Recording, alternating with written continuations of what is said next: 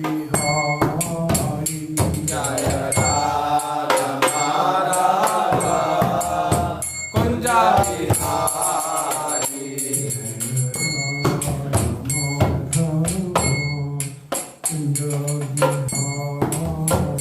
जय राधा माधव कुंज बिहारी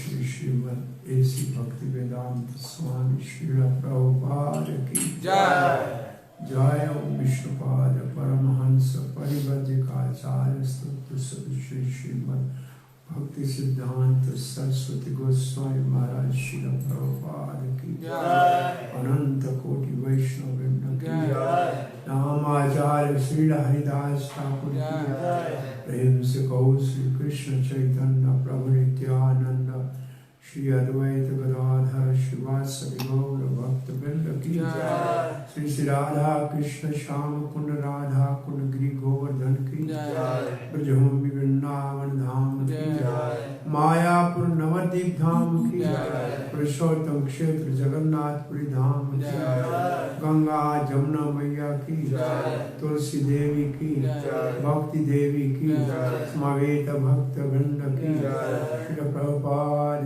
की जय गौर Premanand all glories to assemble devotees all glories to assemble devotees all glories to assemble devotees all glories to Shri Guru and Gauranga Gaur Premanande Hare Krishna you all welcome. आप सबका स्वागत है आज श्रीमद् भागवत की प्रातः क्लास में जगन्नाथ मंदिर इस्कॉन बेंगलुरु में। हम श्रीमद् भागवत महापुराण के पहले स्कंद के दूसरे अध्याय में डिविनिटी एंड डिवाइन सर्विस उसके अंतर्गत 18वें श्लोक का आज पाठ करेंगे। नष्ट प्रायेषु भद्रेषु नित्यं भागवत सेवया भगवती उत्तम श्लोके भक्तिर्भवति नैष्ठिकी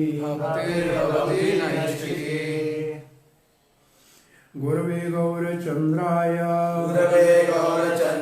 राधिकाय तदालये कृष्णाय कृष्ण भक्ताय तद्भक्ताय नमो नमः। ओम नमो भगवते वासुदेवाय ओम नमो भगवते वासुदेवाय ओम नमो भगवते वासुदेवाय नारायणं नमस्कृत्यं नरं चैव नरोत्तमं देवीं सरस्वतीं व्यासं ततो जयमुदीरये नष्टप्रायेषु भद्रेषु नित्यं भागवत सेवया भगवती उत्तम श्लोके भक्तिर्भवति नैष्ठिकी कृष्णाय वासुदेवाय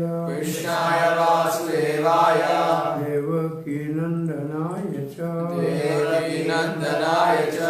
नंद गोपकुमाराय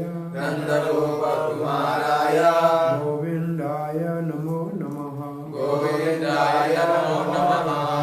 जय श्री कृष्ण चैतन्य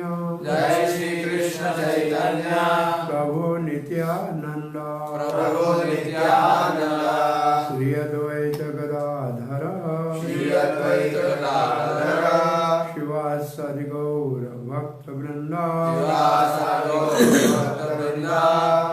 हरे कृष्णा कृष्णा कृष्णा हरे हरे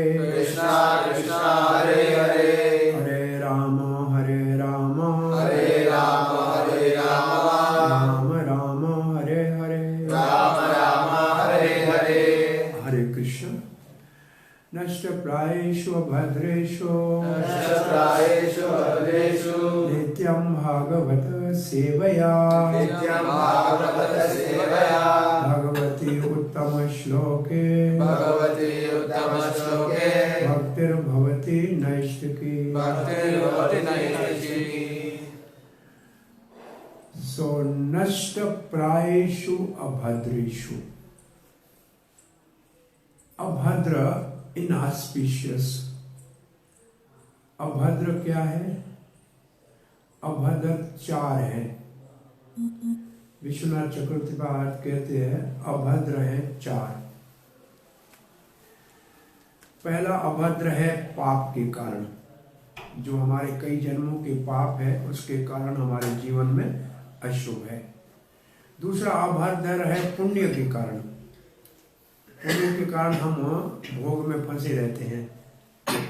तीसरा अभद्र है अपराध, नाम अपराध, धाम अपराध। चौथा है भक्ति में अभद्र, भक्ति में अपराध। तो ये चार, अब जो चार प्रकार के अनर्थ है, अब विशेष रूप से नष्ट प्रायेषु अभद्रेषु को चक्रवर्ती पाद ने कहा है चार प्रकार के ये जो अभद्र है वो बहुत वीक हो जाते हैं, बहुत कमजोर हो जाते हैं। प्राय नष्ट होते हैं, क्या माना? ऑलमोस्ट 90%। प्राय मीन्स ऑलमोस्ट 90% तक ये सारे अभद्र नाश हो जाते हैं। कैसे? नित्यम भागवत सेवया। नित्यम का मतलब प्रतिदिन। भागवत के दो अर्थ हैं, भागवत पुरुष और भागवत ग्रंथ। तो भागवत पुरुष से, भागवत सुनने से। सेवया का मतलब श्रवण करना भागवत, या किससे? भागवत पुरुष से। भागवत पुरुष की सेवा का अर्थ है भागवत पुरुष से भागवत को श्रवण करना। तो कैसे है हमारे अभद्र कैसे नाश होंगे? भागवत पुरुष से, भागवत सुनने से। और अनर्थ नाश होंगे तो लाभ क्या होगा? भगवती उत्तम श्लोक है, भगवान उत्तम श्लोक जिसकी महिमा संत महात्मा साधु आचार्य बहुत सुंदर श्लोकों से गाते हैं, ऐसे भगवान की भक्ति हमारी प्रकट हो जाएगी। कौन से स्तर पे भक्ति पहुंचेगी? भक्तिर्भवति नैष्ठिकी, निष्ठा के स्तर तक पहुंचाएगी। तो इसका अर्थ है आदर श्रद्धा अथ साधु संग भजन क्रिया, ये तीन स्तर से ऊपर उठ के अनर्थ निवृत्ति चौथा स्टेज पार कर जाएंगे और निष्ठा के स्तर पे पहुंच जाएंगे। तो प्राय एक प्रश्न सभी लोग पूछते हैं कि हम निष्ठा अनर्थ निवृत्ति कैसे हो? तो पहले अनर्थ है कौन से, ये जानना चाहिए। अनर्थ कौन से हैं? तो ये चार अनर्थ तो चक्रवर्ती पाद ने लिखे हैं। भक्ति विनोद ठाकुर ने और कुछ अनर्थों का वर्णन किया है। तो पहले हमको असल में अनर्थ समझने चाहिए कि जीवन में अनर्थ है क्या, और फिर जो पाप वाले अनर्थ है, जो पाप कर्मों से अनर्थ है, वो तो साधन भक्ति में खत्म हो जाते हैं। क्लेश घनी, सारे क्लेश तो साधन भक्ति में समाप्त हो जाते हैं।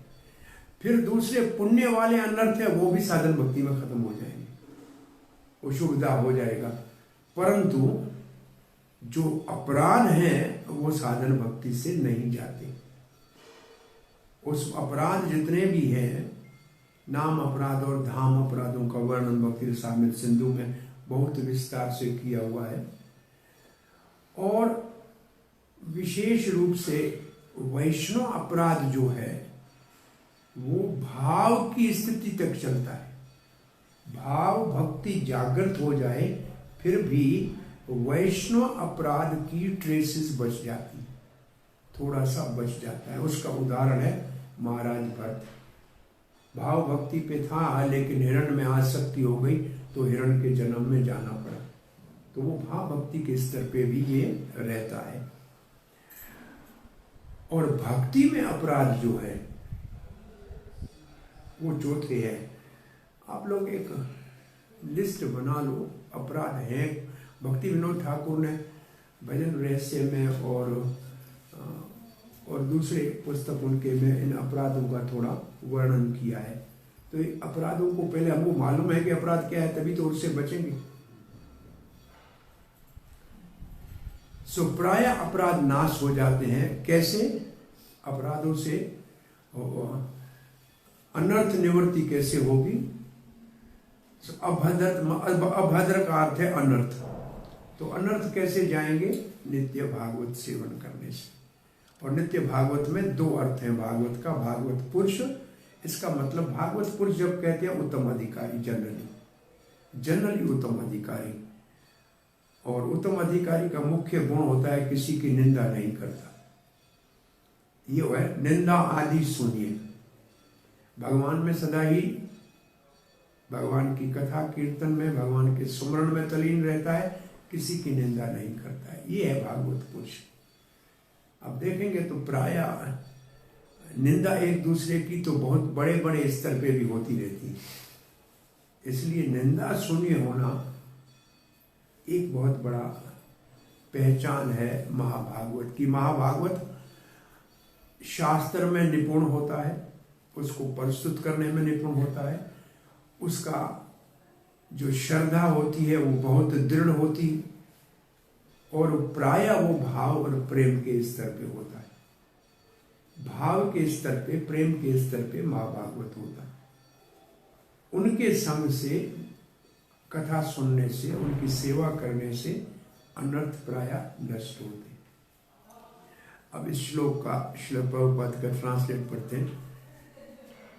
प्रभुपाद सीधा लिखते हैं, नित्य नेम से भागवत कक्षाओं में श्रद्धापूर्वक श्रवण करने से और भगवान के शुद्ध भक्तों की सेवा करने से, pure devotees, rendering service to the pure devotee. ये प्योर डिवोटी आगे लिखा है, ये प्योर डिवोटी प्रभुपाद जी ने लिखा है निर्मत्सराणाम सताम के लिए। निर्मत्सराणाम सताम का मतलब जो किसी से द्वेष नहीं करते, किसी से ईर्ष्या नहीं करते, वो शुद्ध भक्त है। तो शुद्ध भक्त के लिए मुख्य शब्द है निर्मत्सराणाम सताम। 100% प्योर प्रभुपाद ने ट्रांसलेट किया है उसको। तो ऐसे भक्तों की सेवा करने से जितना भी हृदय के अंदर अभद्र है, अशुभ है, ट्रबलसम है, वो प्राय नाश हो जाएगा, ऑलमोस्ट कंप्लीटली डिस्ट्रॉय। और भगवान के प्रति प्रेम मई सेवा, जिस भगवान को संत प्रेम से सेजिस ग्लोरीफाई करते हैं, वो हृदय में निष्ठा पूर्वक स्थित हो जाएगी। चक्रवर्ती पाद इसका ट्रांसलेशन लिखते हैं, भक्ति में जितने रुकावटें हैं, भक्ति में जितना अवरोध है, इम्पेडमेंट है, जनरली वो सारे भागवत पुरुष और भागवत ग्रंथ की सेवा करने से नाश हो जाते हैं और निष्ठा की स्टेज के ऊपर भक्त पहुंच जाता है। और भगवान की भक्ति भी, जिस भगवान का गुणगान साधु संत करते हैं, वो स्थापित हो जाएगा।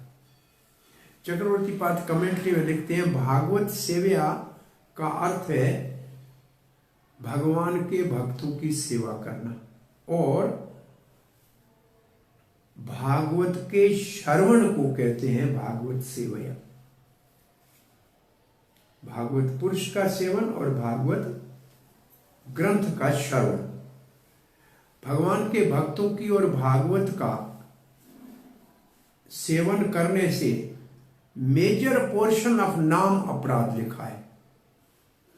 मेजर पोर्शन ऑफ नाम अपराध, नाम अपराध प्राय ज्यादा से ज्यादा जो है, नाम अपराध क्या है? अभद्रेशु, वो बहुत कमजोर हो जाएंगे।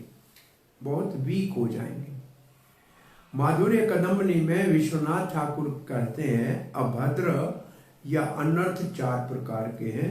पाप से उत्पन्न होने वाले, पुण्य से उत्पन्न होने वाले, अपराध से उत्पन्न होने वाले और भक्ति के साधन में उत्पन्न होने वाले। अपराध के कारण अपराध से मुक्त होने में बहुत समय लगता है। भक्तिसिद्धांत सरस्वती महाराज कहते हैं एक जीवन लग जाता है अनर्थ निवृत्ति में। अनर्थ निवृत्ति बहुत भारी रुकावट है। इसलिए नित्य भागवत सेवन का निश्चय रूप से दृढ़ संकल्प ले तो बहुत जल्दी नष्ट प्रायशु अभद्रेशु के स्तर पे, निष्ठा के स्तर पे पहुंच जाएगा। और ये अपराध जो है भाव के स्तर तक भी थोड़े से रहते हैं। अपराध के कमजोर होने से हमारी भक्ति में निष्ठा हो जाएगी और निष्ठा में हमारा मन भगवान के चिंतन में लग सकता है। Mental culture of Krishna consciousness, एक प्रभुपाद शब्द यूज करते हैं, mental culture of Krishna consciousness. भक्ति रसामृत सिंधु में लिखते हैं mental culture of Krishna consciousness क्या है?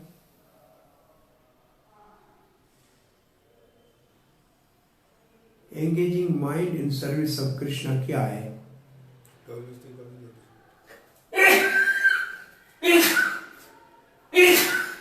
श्री प्रभुपाद लिखते हैं mental culture of Krishna consciousness है कृष्ण के कुरुक्षेत्र और वृंदावन के पास टाइम का चिंतन करना। तो कुरुक्षेत्र का पास टाइम भगवत गीता है और वृंदावन का पास टाइम भागवत है।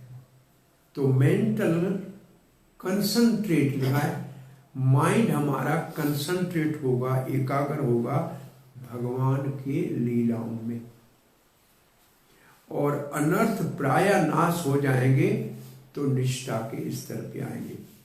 और प्राय हम गौड़िया वैष्णव भक्त जो है हमारा साधन भक्ति रागनों का मार्ग की शुरू होती है निष्ठा के बाद। रागनों का साधन को शुरू होने के लिए अनर्थ निवृत्ति अनिवार्य है। अनर्थ निवृत्ति नहीं है और राग भक्ति करेंगे तो सहजिया विचारधारा आ जाएगी।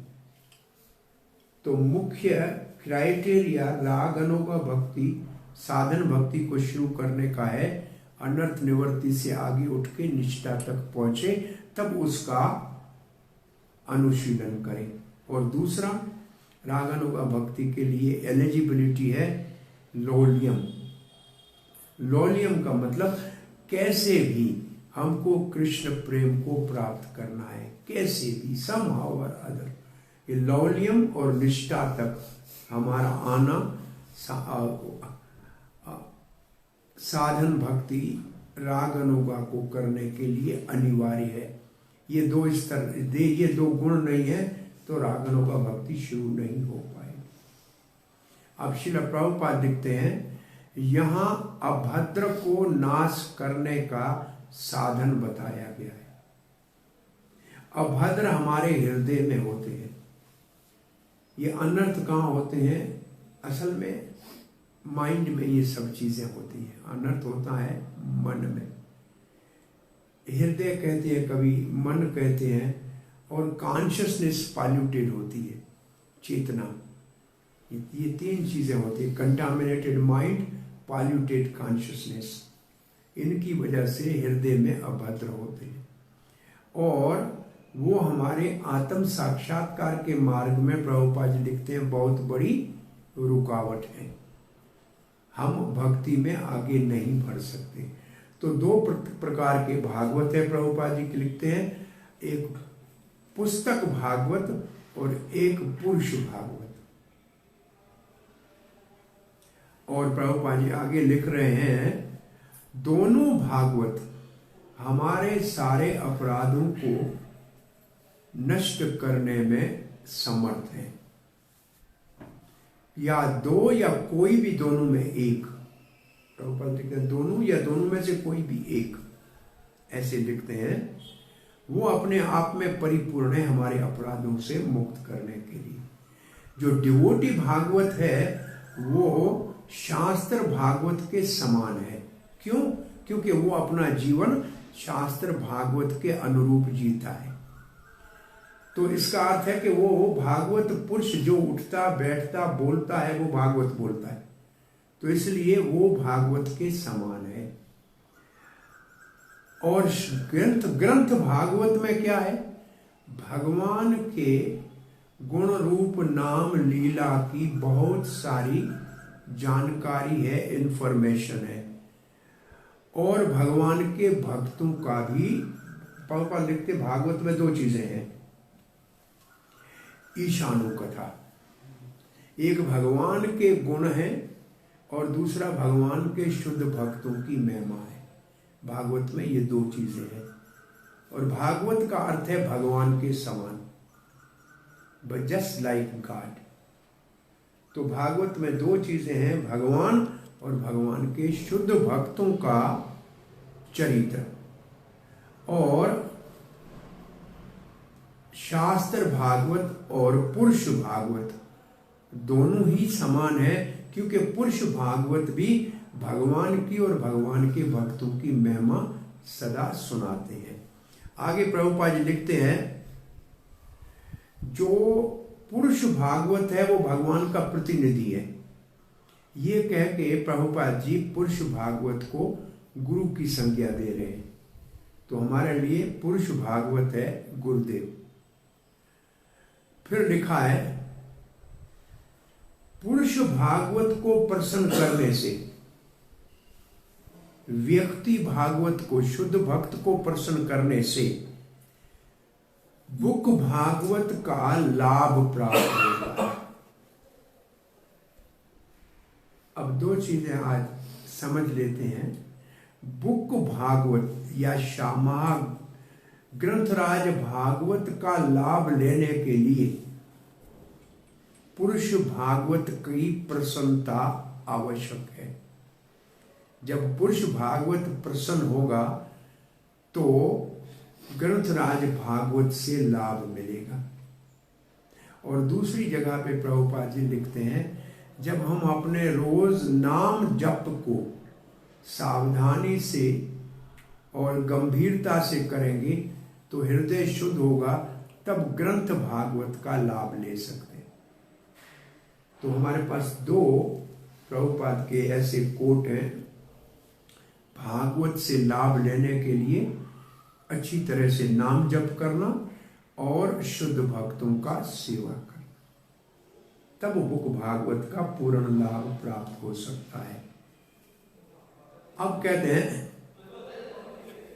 आपका मानव का तर्क, लॉजिक, रीजन ये फेल हो जाते हैं कि पुस्तक भागवत या पुरुष भागवत कैसे हमारे को आस्ते आस्ते धीरे धीरे भक्ति के रास्ते में आगे बढ़ाता है। तो इसके लिए प्रभुपाद जी उदाहरण दे रहे हैं एक, कि ये पता नहीं लगता कि ये मिस्टीरियस है। और दूसरा प्रभुपाद जी वर्ड यूज करते हैं, सबलाइम मेथड है। पता नहीं लगता है लेकिन परिवर्तन हो जाता है। और प्रभुपाद जी उदाहरण दे रहे हैं नारद ऋषि का। छोटा सा 5 वर्ष का बालक था, उसकी माता ने भागवत पुरुषों की सेवा की। वो भक्ति वेदांत भागवत पुरुष चतुर्मास में रहे थे। माँ ने सेवा की और नारद ने भी सेवा की। अब नारद 5 साल का बच्चा था, तो नारद के पास कोई ज्ञान तो था नहीं। नारद के पास का देखा जाए तो कोई और योग्यता तो थी नहीं, बच्चों में कुछ होती नहीं है, सिर्फ भागवतों की सेवा करने से और उनको प्रसन्न करने से नारद को भगवान की भक्ति प्राप्त हुई। कैसे हुई ये आप इसके लिए कोई रीजन, कारण नहीं बता सकते, अहितुकी है। तो भागवत पुरुष प्रसन्न हो जाए तो भक्ति में आगे बढ़ना बहुत आसान है। और इसलिए नारद देव जो है, there are miraculous effect of association of Bhagavat. ऐसे महापुरुषों का संग बहुत चमत्कार करता है। कितना चमत्कार करता है प्रभुपाद जी का संग। एमपीयू ने किया तो महात्मा बन गए। ये चमत्कार है कि नहीं? भागवत पुरुष के संग से कैसे कैसे लोग, उनके जीवन में कितना तत्काल परिवर्तन आया। एक ही जन्म में इतनी शुद्ध भक्ति करने के अधिकारी बन गए। ग्रंथ भागवत भी तब इतना विस्तार से प्रभुपाद ने नहीं बताया। पहले तो 65 में प्रभुपाद जी गए। ऑलमोस्ट 71 और 2 में राधा माधव पहली बार गाना शुरू किया है। और ये राधा माधव पहली बार गाना शुरू किया है, प्रभुपाद जी गए थे गोरखपुर में। और गोरखपुर में प्रभुपाद जी को हनुमान प्रसाद पोदार ने निमंत्रण देके बुलाया था। और वहां एक दिन प्रभुपाद ने देखा कि उनके शिष्य एक मंत्र उच्चारण कर रहे हैं, कृष्णाय वासुदेवाय प्रणत क्लेश नाशाय गोविंदाय नमो नमः, ऐसे कुछ। तो प्रभुपाद ने कहा कि मैं आओ, आपको मैं एक और बहुत सुंदर भजन सिखाता हूँ। तो प्रभुपाद ने उस दिन पहली बार जय राधा माधव कुंज बिहारी गोपी जन वल्लभ गिरिवरधारी यशोदानंदन ब्रज जनरंजन जमुना तीर वनचारी, ये भजन गाया। और उसके बाद ये भजन हर कक्षा से पहले इस काल में गाने शुरू हुआ। और भागवत क्लास भी नहीं होती थी। प्रभुपाद जी ने पहले भगवत गीता की क्लासें दी हैं 60s में, तो प्रायः भागवत का भी प्रचलन बहुत बाद में शुरू हुआ है। लेकिन पुरुष भागवत का चमत्कारी प्रभाव इतना हुआ कि प्रभुपाद के संग मात्र करने से पुस्तक भागवत को समझने में बहुत समय लग सकता है, लेकिन पुरुष भागवत का जो आचरण है, जो उसका आचरण है, वो हमारे जीवन पे बहुत बड़ा प्रभाव डालता है। प्राय हम ये बात कहते हैं कि आप किसी के घर में जाएं, प्रचार करने जाएं, वो आप कितना अच्छा प्रवचन दें ये उनको याद नहीं रहेगा, परंतु आप कैसे बैठे, कैसे उठे, कैसा आपका व्यवहार था, ये भगवान को, ये उनको याद रहेगा कि आपने खाया कैसे, बैठे कैसे, बोले कैसे, आपका आचरण क्या था, ये लोगों को याद रहेगा। तो प्रभुपाद का जो आचरण था और जो उनका स्नेह था, जो उनके प्रति वो सोचने लगे कि हम अपने घर में प्रसाद खाते हैं, भोजन करते हैं, तो हमारी माता जी फ्रिज में से ठंडा सा निकाल के बटर और ब्रेड के ऊपर लगा के देती है। और ये एक वृद्ध हमारे दादी के समान है, हमारे को गरम गरम चपाटियाँ बना के, समोसे बना के और कचौरियाँ बना के खिला रहा है। तो दोनों में अंतर है, वो ठंडे हो गए हैं और ये महाराज का जो सेवा है बहुत गर्म जोशी वाला सेवा है। इतना सुख हमारे को घर में नहीं मिला जितना सुख कम से कम भोजन खाने का इस महात्मा के संग में मिल रहा है। और वैसे भी जबान से ही भक्ति शुरू होती है, जबान में इतना स्वाद। और प्रभुपाद आप साफ एक कभी कभी कोई भक्त जो है 15-20 चपाटी खा जाता था और प्रभुपाद कहते हैं और खाओ और खाओ और खाओ। और सत्स्वरूप महाराज लिखते हैं कि कभी कभी हम प्रभुपाद को फोन करते थे, जानते नहीं थे, स्वामी जी वो जो आप ट्रायंगुलर समोसे बनाते हैं आज आप बनाएंगे, हम शाम को आएंगे। और प्रभुपाद कहते यस, और प्रभुपाद जी समोसे बना के रखते थे।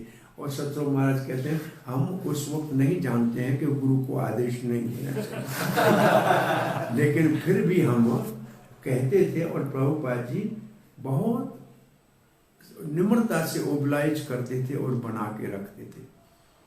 ये एक विदेशी यहाँ आया भारत में, समोसे को देख के बहुत परेशान हुआ कि आलू इसके अंदर डाला कैसे ये तो सारा बंद पड़ा है, इसमें आलू गया कैसे, यहाँ से ले गया। उसके ऊपर रिसर्च कर रहा था। दूसरा उसको मिला, वो काम कर रहा था कि जलेबी के अंदर शुगर कैसे गया, जलेबी में शुगर अंदर कैसे चला गया, भाई इंजेक्शन डाला था, किससे डाला, बहुत बड़ा खोज किया, कुछ समझ में नहीं आया। अरे एक बुढ़िया ने कहा कि क्या कर रहे हो, इतना समय खराब कर रहे हो। बोला आलू इसमें कैसे गया? बोला लाओ तेरे को दिखाओ आलू कैसे इसमें क्या। तो ये बहुत बड़ा खोज करते हैं। एक गाय का गोबर ऊपर वो छत के ऊपर सुखाया हुआ था। विदेश इतनी बड़ी गाय कैसे हो सकती है, इधर गोबर कैसे? बुढ़िया ने कहा गाय ने गोबर नीचे किया था, मैंने ऊपर लगाया। तो ये मूर्ख जो लोग हैं, प्रभुपाद का कहना है कि ये लोग असल में ऐसे रीजनिंग से नहीं समझ सकते कि समोसे में आलू कैसे आए, ये समझ में नहीं आएगा। तो ये ऐसे भक्ति भी ऐसे इनको समझ में नहीं आएगी जब तक भागवत पुरुषों का संग नहीं करेंगे। और प्रभुपाद जी आगे लिखते हैं, नारद ने उन महाभागवतों का उचिष्ट महाप्रसाद उनकी आज्ञा से सेवन किया। चैतन्य चैतन्य में लिखा है 3 चीजें महाबल है। कौन सी तीन चीजें महाबल है?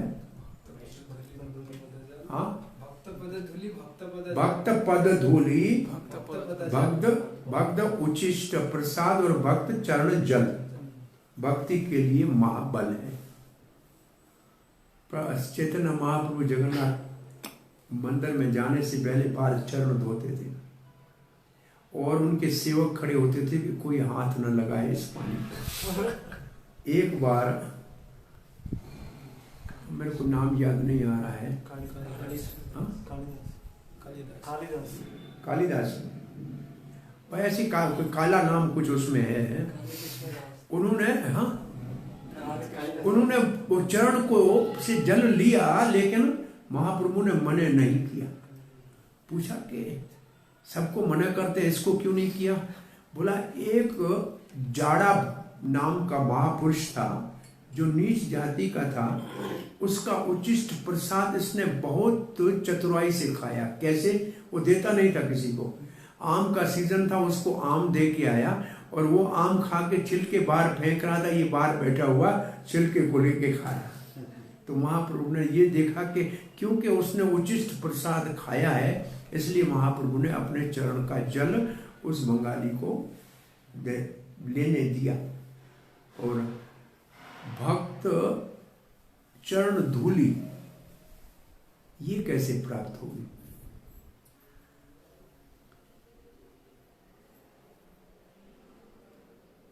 क्या भक्त के पांव के नीचे रोज छुरी लेके और कुछ धूली उतार के इकट्ठा करना पड़ेगा? नहीं। शुद्ध भक्त चरण रेणु भजन अनुकूल है। तो शुद्ध भक्त के चरण की रेणु कैसे मिलेंगे? उसके पीछे चलेंगे। जब वो चलेगा तो नीचे पांव को धूल में लगेगी तो धूल उड़ेगी आपके ऊपर पीछे से। वो इसका मतलब भक्तों के पीछे चलना, शुद्ध भक्तों का अनुगामी बनना, तब भक्तों के चरण की धूली मिलेगी। लिटरेरी धूली भी हो सकती है, जैसे गोपियों ने धूली कृष्ण को दी, वो लिटरेरी धूली है, लेकिन प्रैक्टिकली धूली का अर्थ है भक्तों के पीछे चलना। प्रभुपाद जी मॉर्निंग वॉक पे जाते थे, उनके साथ पीछे भक्त चलते थे। ये है भक्त धूली की परिभाषा। और उनसे पूछते थे, उनसे सुनते थे। ये असल में भक्त धूली का महत्व ऐसे पता लगता है इसका, क्योंकि वो चलेंगे, आपके साइड से गाड़ी जाएगी, धूल उड़ाएगी, आपको लगेगी कि नहीं लगेगी? तो ऐसे ही भक्त के जाते हुए पीछे से। एक बार प्रभुपाद जी इंग्लैंड में जो जहाँ अब हमारा भक्ति वेदांत मैनोर है, उधर एक फार्म था, उसके ऊपर रहे हुए थे। और माता जी जिन्होंने गोविंद आदिपुरुषम गाया है, क्या नाम? जमुना माता जी पीछे चल रही थी। और जमुना माता जी कहते प्रभुपाद जी के चरणों के चिन्ह मेरे को दिखाई नहीं दे रहे थे धरती पे। तो उन्होंने प्रभुपाद से पूछा, प्रभुपाद आप चल रहे हैं लेकिन आपके चरण धरती के ऊपर निशान नहीं है। प्रभुपाद जी का you will know in due course of time, और कुछ नहीं कहा। तो महापुरुष सामान्य व्यक्ति नहीं होते हैं, ऐसे भक्तों का संग करने से जीवन में परिवर्तन आता है। तो उचिष्ट प्रसाद खाया तो एक दासी का पुत्र एक महान भक्त हो गया, श्री नारद मुनि के नाम से प्रसिद्ध हो गया। प्रभुपाद जी लिखते हैं ये है चमत्कार भक्तों के संग के। और इन सब चीजों को प्रैक्टिकली इस इफेक्ट को देखने के लिए भक्तों का संग करके देखना चाहिए। अगर आप इसको प्रैक्टिकली जीवन में देखना चाहते हो तो भागवत पुरुषों का संग करके देखो और उनसे दिव्य ज्ञान को प्राप्त करके देखो, तो आसानी से आपको रिजल्ट मिल जाएगी और आप भक्ति में निष्ठा को प्राप्त कर लेंगे।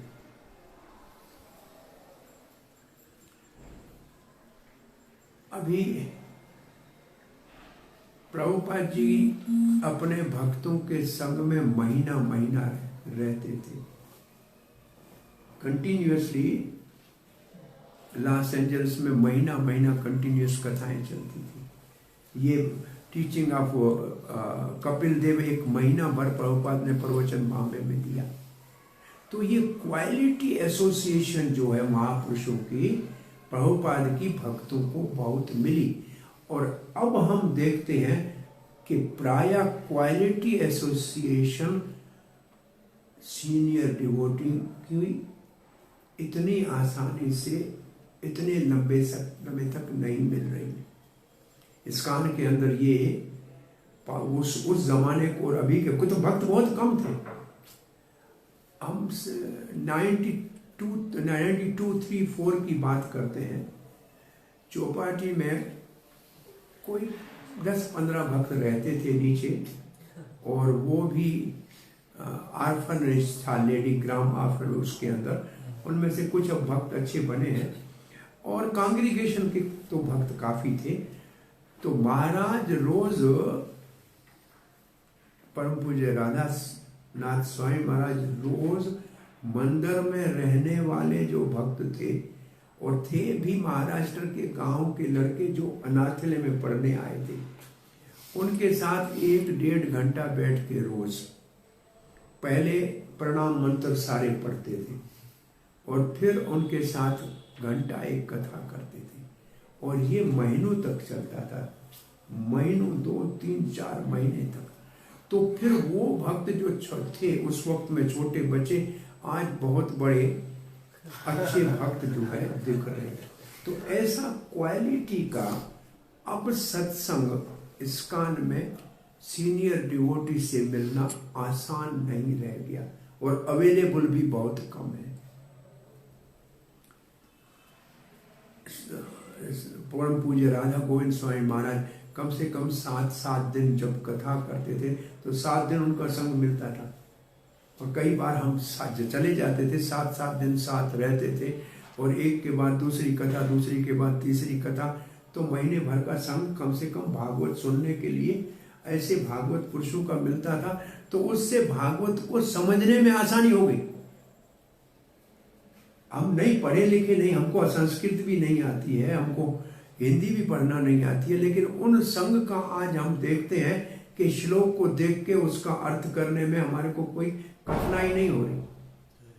कुछ उसको सीधा श्लोक पढ़ते हैं तो उसका अर्थ बिना शब्द को देख के आ जाता है। तो ये चमत्कार कहा जाए, क्योंकि हम संस्कृत पढ़े हुए नहीं। तो ये कहाँ से आ गया? ये ऐसे प्रायः संग जो है उसका बहुत बड़ा, और वो कभी प्रश्न हो जाते हैं सेवा से, किसी कोई छोटी सेवा भी करो, उनके मन में भाव आए कि भाई इनको भगवान कृपा करके भागवत समझने का सुमति दे, तो उससे बहुत बड़ा लाभ होता है। लेकिन अब ऐसा कंटिन्यूअस कथा सुनने का बहुत कम, हम कहीं दिखाई नहीं देता है, हमको कहीं भी ऐसा दिखाई नहीं देता है। क्यों भाई भक्ति विनोद, आपका क्या विचार है? अब नहीं मिल रहा है, और पहले इतना ज्यादा सुलभ था क्योंकि ज्यादा लोग थे ही नहीं, कम लोग थे, तो कंटिन्यूअसली कथा सुनने का सौभाग्य प्राप्त होता था। ये असल में निष्ठा तक भक्ति में आने के लिए ये जरूरी है, और ये अभी उपलब्ध नहीं है। इसके लिए क्या करना चाहिए, कैसे इसको जो है प्रैक्टिकल इसकी एप्लीकेशन क्या है, बहुत मुश्किल भी नहीं है। प्रायः ये महात्मा रोज कहीं न कहीं क्लास देते हैं। और पहले क्या था कि भक्त फुल टाइम थे, जहां प्रभुपाद जाते थे वहां पहुंच जाते थे। तो असल में दोनों तरफ से कुछ कमजोरी है। उनके पास समय नहीं है क्योंकि प्रचार बढ़ गया है, सब जगह जाना जरूरी हो गया है, और हमारे पास उतना फुर्सत नहीं है कि हम उनके साथ इतना समय जा सकें। तो दोनों तरफ से कुछ कमी है। और मैं देखा तो भक्ति विकास महाराज भी कहीं कंटिन्यूअसली बहुत समय तक किसी मंदिर में रह के क्लास दिया करते थे। तो मैं कहूँ चंद नाम है जो कंटिन्यूअस क्लास रोज देने के लिए तैयार होते हैं, और जब कहो तो क्लास दे देंगे। तो वो ऐसा मैं सभी महात्मा तो पूजनीय है, और महाभागवत अपने स्थान पे तो भागवत पुरुष ही है, परंतु इतनी जो कथा सुनने का सुलभता उतनी अब रह नहीं गई है। और प्रायः भागवत क्लासेस बड़े मंदिरों को 4-5 को छोड़कर और जगह तो होती भी नहीं। अमेरिका में तो मंदिर को संडे को बंद करके जाते हैं, सैटरडे को खोलते। कोई आदमी नहीं है कथा सुनने वाला। सैटरडे को शाम को कथा वाले आएंगे, संडे को सुबह आएंगे। बाकी एक जाके पुजारी ताला खोल के सेवा करके आ जाए तो भले। ऐसे बहुत से मंदिरों का ये हाल है, बहुत से मंदिरों का ये हाल है। कोई 1-2 छोड़ के प्रायः कथा सुलभ है ही नहीं। और भारत में भी छोटे मंदिरों में कथा, मैं वो मंदिर जिसमें प्रभुपाद ने बड़े बड़े दिग्गज जो है भक्त बनाए, सैन फ्रांसिस्को का मंदिर, जहाँ प्रभुपाद न्यूयॉर्क के बाद सैन फ्रांसिस्को में जाके रहे, और वहाँ बे के अंदर हिप्पियों के बीच में कीर्तन करने गए। वहाँ श्याम सुंदर, मालती, और वहीं बहुत बड़े बड़े तमाल कृष्ण महाराज, ये सब इस क्षेत्र में भक्त बने, जो लीडर बने थे। तो जयानंद प्रभु जी, जयानंद प्रभु, भवानंद महाराज, ये सब वही भक्त बने थे। वहाँ मैं कुछ साल पहले था पास में, मैंने बोला मैं भागवत क्लास सुबह मॉर्निंग में देना पसंद ज़्यादा करता हूँ, क्योंकि भागवत जब क्लास देते हैं तो एक तो सुबह का समय होता है, सबका फ्रेश माइंड होता है, और सुबह भागवत में जो रस होता है वो शाम के क्लासों में नहीं होता। तो उन्होंने कहा सुबह भागवत क्लास यहाँ होती नहीं है, आप दोपहर के संडे फीस्ट की क्लास लीजिए। भागवत क्लास होती नहीं है उस मंदिर में, जो वाइब्रेंट मंदिर था प्रभुपाद जी के समय में। तो हम इसकी कोई जो ये क्रिटिसाइज नहीं कर रहे हैं, लेकिन कह रहे हैं कि अब भक्तों में वो भाव है ही नहीं। एक बुढ़िया बेचारी मेरे से भी कमजोर, वो डंडा लेके और ठाकुर जी की पूजा ऐसे कर रही थी। कोई नौजवान था नहीं जो पूजा कर।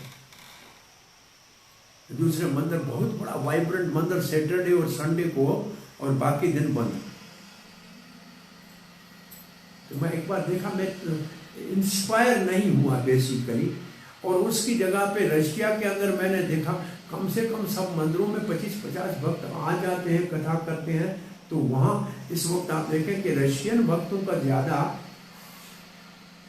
मैं राजनाथ महाराज से नासिक कुंभ मेले में मैं उस वक्त में आया था अमेरिका से। महाराज ने बोला कहाँ गए थे, क्या किया? मैंने बोला अमेरिका किया हुआ था। बोला कैसे रहा? मैंने बोला गुजराती लोग आते हैं संडे और सैटरडे को, मैंने एक भी वेस्टर्न कथा में नहीं देखा। बोला ऐसे मेरी क्लास में भी वेस्टर्न थोड़े आते हैं, लेकिन वो रशियन होते हैं। महाराज ने कहा वो भी रशियन ही आते हैं।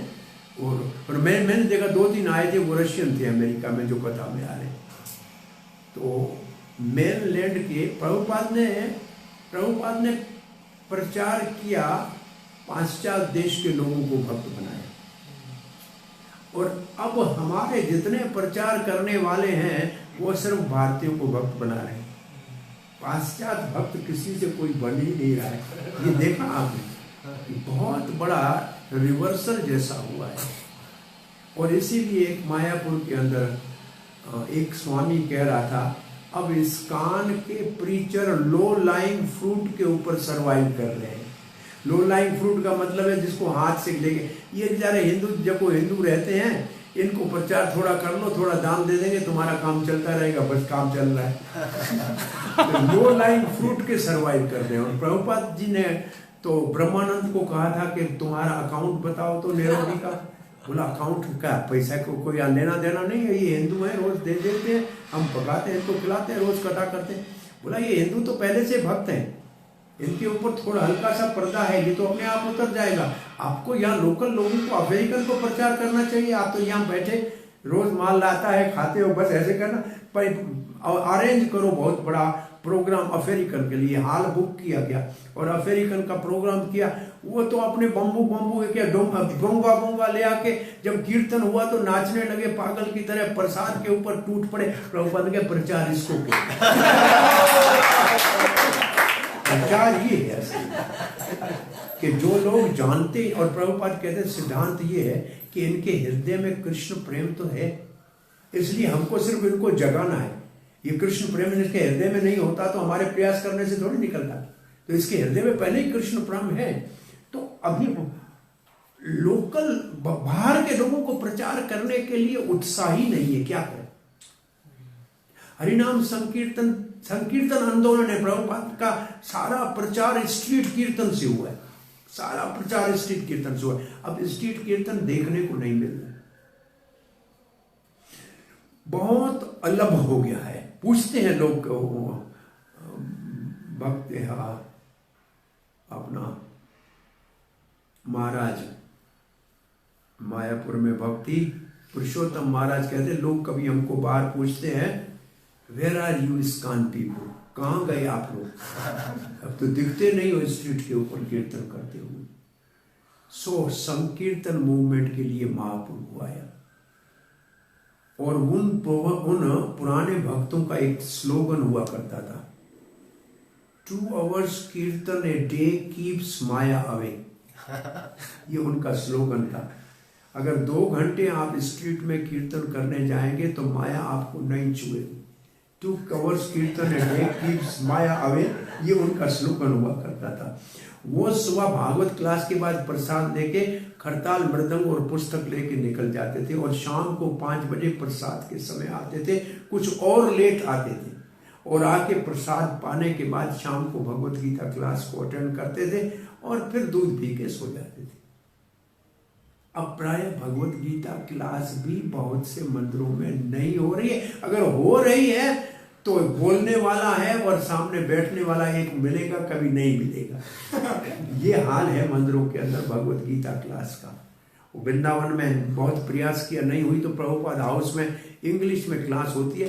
10-12 बेचारे बड़ी उम्र के लोग आ जाते हैं, शाम को क्लास तो चल रही है। एक बार मैं क्लास दे के वहां से निकला तो मेरे को 5-6 आदमी मिले, बोला अच्छा क्लास आपने दी। मैंने बोला आप क्लास में तो थे नहीं। बोला हमने FM पे सुना। अरे मैंने बोला ऐसे तो धृतराष्ट्र ने भी सुना था। उससे कोई लाभ हुआ क्या? भाई धृतराष्ट्र ने भी पूरी भगवत गीता सुनी, एक की भगवत गीता से कोई फायदा थोड़ी होता है।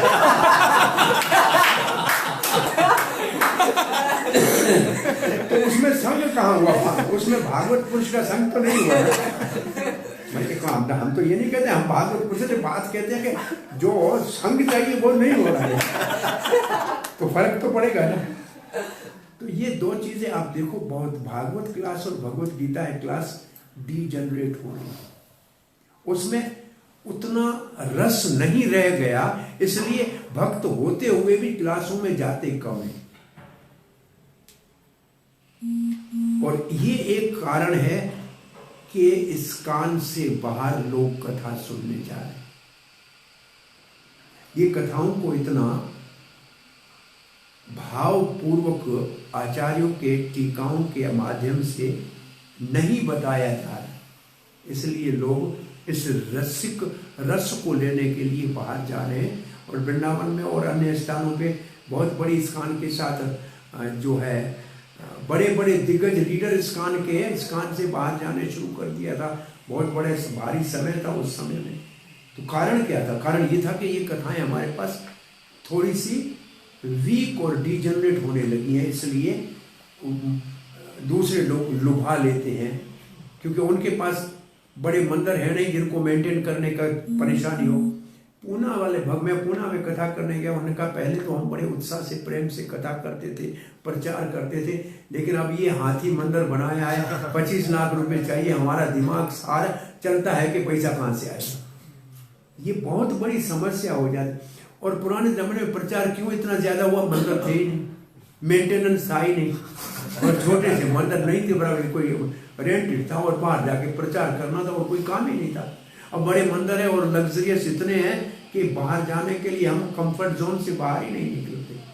और कंफर्ट जोन से जब तक हम बाहर नहीं निकलेंगे तब तक कृष्ण प्रसन्न होकर हमारे को हृदय में प्रेम नहीं देगा। हमको कंफर्ट जोन से बाहर निकलना चाहिए। प्रभुपाद अगर कंफर्ट जोन में वृंदावन में ही रहते और अपना भजन करते तो क्या इस्कॉन की स्थापना होती? क्या कितना बड़ा रिस्क उठाया इस उम्र में, और वो भी कार्गो शिप में जाने का रिस्क उठाया, और ऐसी जगह जा रहे थे जब किसी को जानते भी नहीं थे, किसी से कोई परिचय नहीं था, और न पैसा था न फॉलोअर थे। कितना बड़ा कंफर्ट जोन से बाहर निकले, तब ये मिरेकल हुआ। तो हम तो सब कंफर्ट जोन में बैठे हुए हैं। कंफर्ट जोन से बाहर निकलने के लिए आप कभी सैटरडे संडे को 2 भक्त यहां से निकल के स्कूटर पर चढ़ के किसी गांव में चले जाओ, जहां जाके कीर्तन करके देखो हरे कृष्ण, कुछ नहीं करो। अब देखो आपको 5, 10, 20 आदमी अपने आप चारों ओर घेर लेंगे और बात करेंगे आपसे, और फिर अगर प्रसाद आपके पास है उनको दोगे तो आपको लगेगा कि आप जो काम कर रहे हैं उससे लोगों को लाभ होगा। अब ये करके देखो बाहर जाके, कभी 2 दिन छुट्टी, 5 दिन छुट्टी है तो चले जाओ ऐसी जगह जहां किसी को जानते नहीं हो। ऐसे गांव में चले जाओ, कुछ नहीं, खड़ताल मृदंग लेके जाओ, अगर है तो थोड़ा सा प्रसाद पहले लेके जाओ। फिर प्रभुपाद ने कहा कुछ नहीं करने का, उन्हीं लोगों से दान लेना है, पका के उन्हीं को खिलाना है। आप उन्हीं से थोड़ा सा दान लेके उन्हीं को पका के खिला दो और कीर्तन करो। आप देखो कि आपको लगेगा कि आपको प्रचार करने का भगवान ने आपको सामर्थ्य दिया है। अभी हमारे पास कॉलेज यूनिवर्सिटी में प्रचार हो रहा है, ये अच्छा प्रचार है अपनी जगह पे, और ये प्रचार जो है तो फिलोसॉफिकली ओरिएंटेड है, लेकिन कीर्तन ओरिएंटेड नहीं। अब देखिए कीर्तन वहाँ बहुत कम, नहीं के बराबर होता है। ये फिलोसॉफिकल ओरिएंटेड है, इसलिए संकीर्तन जो युग धर्म है वो बहुत कमजोर पड़ रहा है। इसलिए गांव में जाके करके देखो, वहाँ कीर्तन का आप चमत्कार देखो। वहाँ आपको एक बार कूर्म रूप प्रभुपाद के डिसाइपल गुरुकुल में, वृंदावन के गुरुकुल में थे, गुरुकुल के बच्चों को लेकर हिमालय जा रहे थे गर्मी में। तो देहरादून पहुंचे कि भाई इतने बच्चों के भोजन की व्यवस्था कहाँ होगी। सोचने लगे, बोला कि चलो कीर्तन करते हैं। वो चल के गए और शहर में उन बच्चों के साथ कीर्तन किया। आधा घंटा कीर्तन किया। 1 डजन आदमी आए कि हम आपके लाइफ मेंबर हैं, हम आपके मंदिर में आए थे, बहुत अच्छा लगा, आप आज हमारे घर में प्रसाद दें। और 12-15 दिन सब घरों में प्रसाद के लिए बुलाए, और कीर्तन भी हो, गाड़ियां भी अपनी दें, कुछ नहीं करना पड़ा, सिर्फ कीर्तन करने से इतना बड़ा प्रभाव हुआ।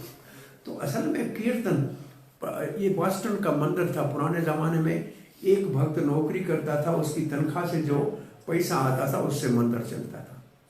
तो एक बहुत सरल भक्त ने सोचा कि प्रभुपाद जी कहते हैं संकीर्तन करने से सब कुछ हो जाएगा, चलो संकीर्तन करते हैं। और चले गए, कीर्तन किया 2-4 भक्तों ने, और कीर्तन किया तो 10-20 आदमी इकट्ठे हुए, और उन्होंने शंख बजाया, और शंख को ऐसे उल्टा करके उनके सामने ऐसे घूमे, तो उन्होंने उसमें चवानी डाली और देखा कि $14 आ गए। $14 एक दिन में। अब नौकरी करते $2 एक दिन में उस जमाने में मिलते थे, हमको $14 मिल गए। अब हमारा तो मंदिर चलाने के लिए कल चलो फिर कीर्तन करते हैं, और कल दूसरी जगह कीर्तन किया वो $24 हो गए, और तीसरी जगह कीर्तन किया 50। बोला अब कीर्तन प्रभुपाद ने कहा है यही हमारी सब जरूरत पूरी कर लेगा और कुछ नौकरी करने की जरूरत नहीं है, छोड़ो नौकरी, चलो ये भाषण के बंधन में हुआ, ये प्रैक्टिकल हुआ मैं कहता हूं। और ये हमारी पद यात्रा जो चलती है आज भी सिर्फ संकीर्तन के ऊपर मेंटेन हो रही, कहीं से कोई इनको बाहर से ऐड नहीं मिलती।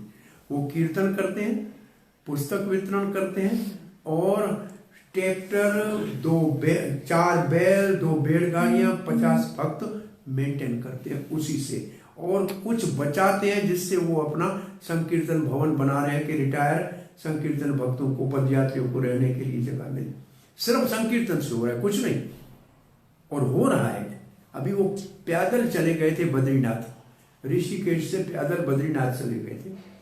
कीर्तन रोज कहीं करते थे, शाम को प्रसाद अपना 2 बार टाइम बना खाते थे और पुस्तक वितरण करते थे और कुछ नहीं। तो ये उनके पास सिर्फ कीर्तन से ये सब कुछ संभव है।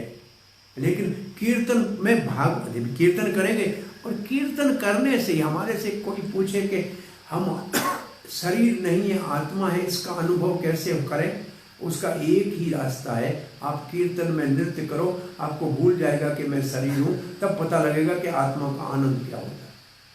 सिर्फ एक ये रास्ता है और कोई रास्ता नहीं।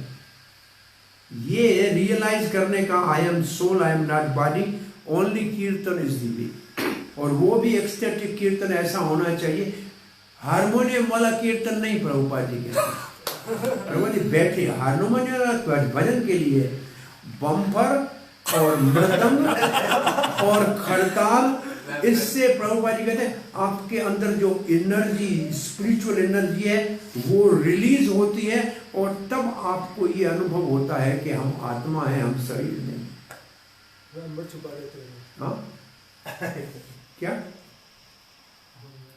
अभी मैंने वीडियो देखा एक भक्ति विनोद, हमारे उज्जैन मंदिर के अंदर चीफ मिनिस्टर आया था और वो हरे कृष्ण कीर्तन कर रहा है और भक्त नाच रहे हैं उसके साथ। तो क्यों? कीर्तन का प्रभाव ये है कि चीफ मिनिस्टर भी नाच सकता है। प्रवचन करने से उनको आप प्रभाव नहीं कर सकते, लेकिन कीर्तन का ये प्रभाव, आपने देखा, ये वीडियो देखा है आपने? ये मेरे पास फोन में पड़ा है, मैं आपको दिखाता हूँ। तो कीर्तन की कितनी आवश्यकता है, कितना कीर्तन जरूरी है। बिना कीर्तन के हमारा प्रोग्रेस डिवोशन में नहीं हो। सो प्रभुपाद जी के तात्पर्य के फ्यू लाइन लास्ट में पढ़ते हैं। There are miraculous effect of the association of Bhagavatas. भागवतों के संग का चमत्कारी प्रभाव पड़ता है। और फिर लिखते हैं,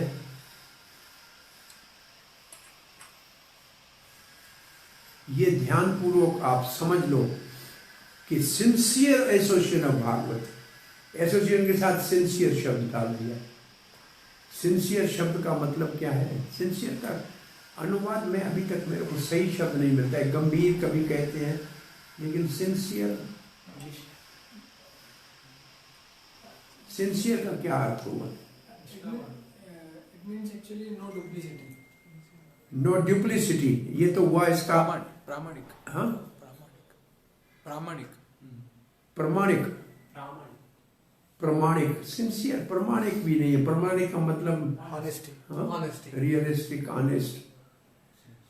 अब सिंसियर अंग्रेजी में शब्द है, लेकिन इसका हम अपनी भाषा में समझ नहीं पाए। सिंसियर एसोसिएशन का मतलब क्या है?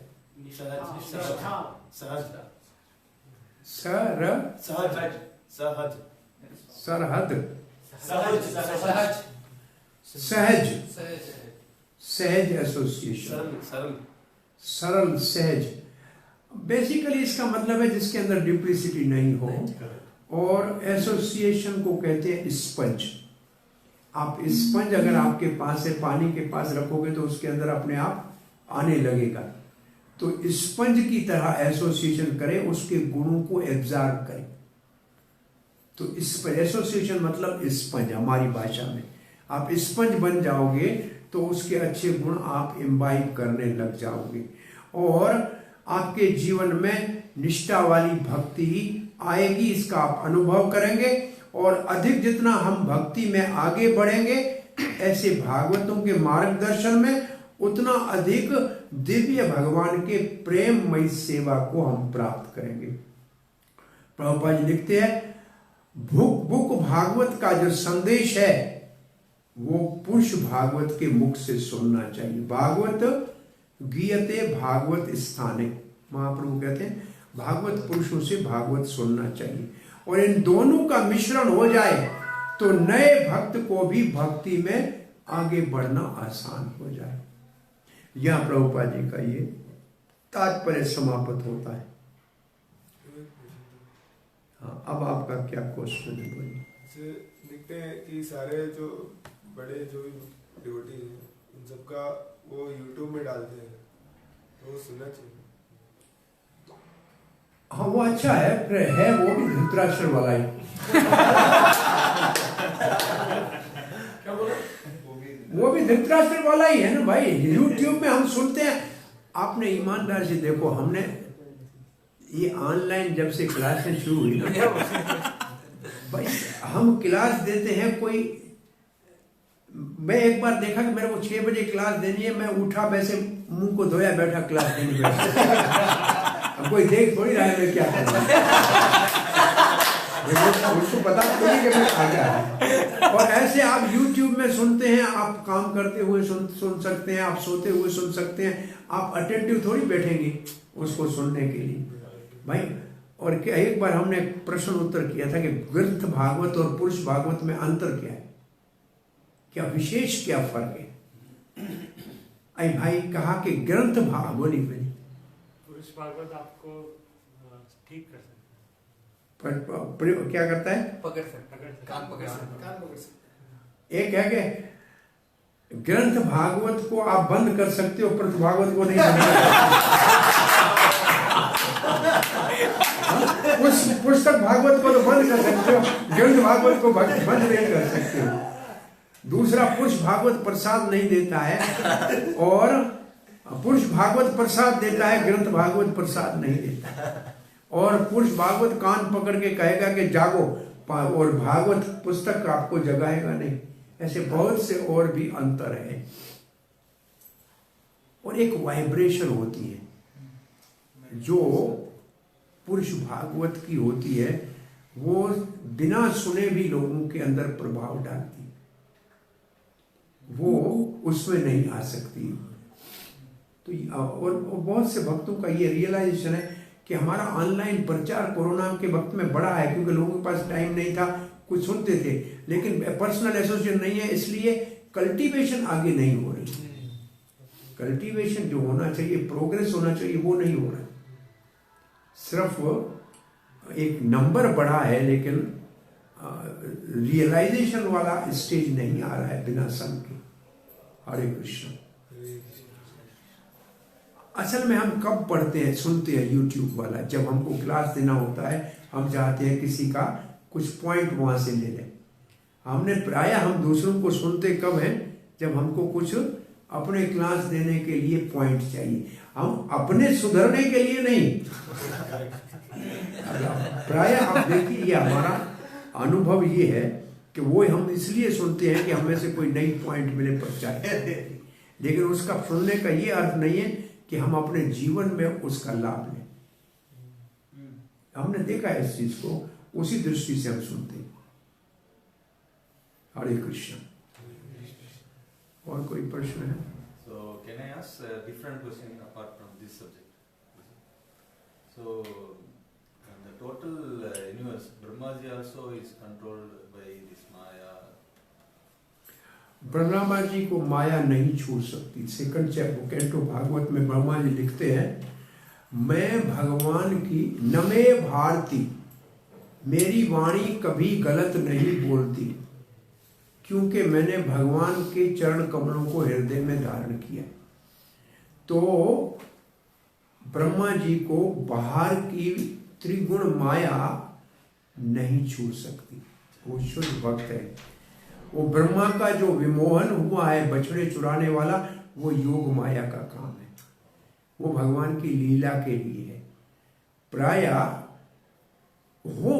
they can come under influence of Maya, but 99.9% they are not. Shankar है, नहीं, दे माया उनको छू नहीं सकती। वो मायापति है, तो माया उसका क्या करेगा? छुएगा ही, माया का पति है ना। हाँ, माया को छुएगा, माया को छुएगा, लेकिन माया उसको ना छुएगा। लेकिन they is not influence maya, not influence. But what about Brahma's association with his daughter? Brahma associated with His daughter. वाक के पीछे गया था। That is only the one incident. और still on that, those who left, they become the demons. और इसलिए चैतन्य महाप्रभु के पास एक ब्राह्मण एक बार गया और उसने कहा कि आपको तो मैं साक्षात श्री कृष्ण मानता हूं, लेकिन नित्यानंद प्रभु सन्यासी होते हुए रेशमी कपड़े पहन के पान चबा रहा है, मुझे उसके ऊपर श्रद्धा नहीं। तो चैतन्य महाप्रभु ने ये कथा ब्रह्मा जी की अपने लड़की के पीछे भागने की बताई, और उसके बाद जो 6 हंसे थे मरीचि के पुत्र, उनको षडगर्भ कैसे बना पड़ा ये कथा बताई पूरी महाप्रभु ने। और फिर कहा महापुरुषों में दोष भी हो तो चांद के ऊपर जैसे धब्बा होता है उससे उसकी रोशनी नहीं रुकती, ऐसे महापुरुषों के दोषों को नहीं देखना चाहिए। आप तो कहते हैं वो पान चबाता है, अगर नित्यानंद हाथ में दारू की बोतल लेके वैशा के गले में हाथ डाले तो भी मेरे लिए पूजनीय है, ये महाप्रभु ने कहा। तो इसका अर्थ है कि कभी कभी गौर किशोरदास बाबा जी की तरह पब्लिक टॉयलेट के पास बैठ के जप करते ताकि लोग आके डिस्टर्ब ना करें। तो उनका जो वो कभी कभी ऐसी लीला करते हैं, इसलिए भगवान का चाहते हैं कि किस तरीके से दुनिया को पता लगे कि इतने बड़े महात्मा भी ये विशेष रूप से मोहिनी मूर्ति भगवान का जब हुआ और शंकर जी का जब जो है शक्ति का हास हुआ, तो वहाँ लिखा है कि शंकर जी भगवान दिखाना चाहते थे ऋषियों के आश्रम में कि जब शंकर भी भगवान की माया से मोहित हो सकता है तो हमको सावधान रहना चाहिए। So this is for our, हमारे को we should be more alert, इसके लिए होता है, न कि उनके अंदर कोई दोष है।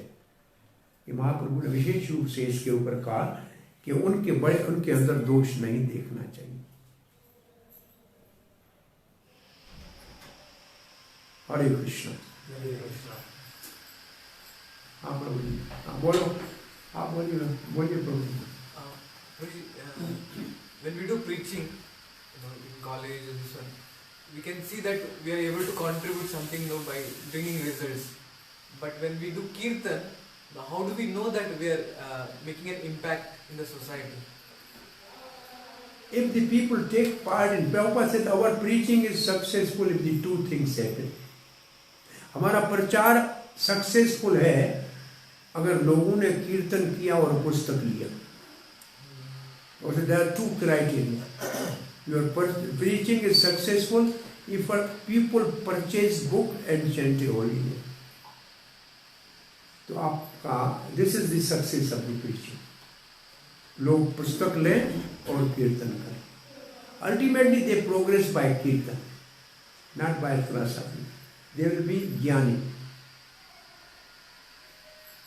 Basically, they will be more jnani rather than devotee. But आप क्या कहना चाहते हैं प्रभु? एक शब्द है विपश्चित करके, विपश्चित।